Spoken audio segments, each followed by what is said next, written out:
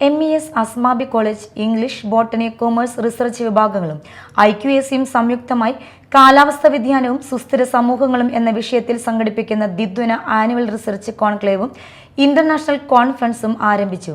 കോൺഫറൻസിന്റെ ഉദ്ഘാടനം Aluva Saint Xavier's College principal doctor Milan Francis നിർവഹിച്ചു.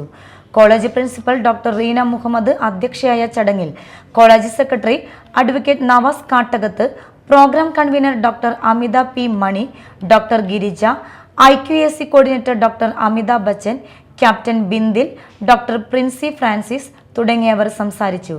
ഗവേഷണത്തിന്റെ മേഖലകളിൽ തനതായ സംഭാവനകൾ നൽകിയ ഗവേഷകരായ സ്മൃതി സുദർശനൻ, ദേവിക M അനിൽകുമാർ, സെലിൻ ഡിഫ്ന, അധ്യാപകരായ doctor Dhanya PR, doctor Princy Francis, doctor Ranjith, doctor Sanad Sadanandan, doctor Amitha Bachan എന്നിവർക്ക് റിസർച്ച് എക്സലൻസ് അവാർഡുകൾ നൽകി.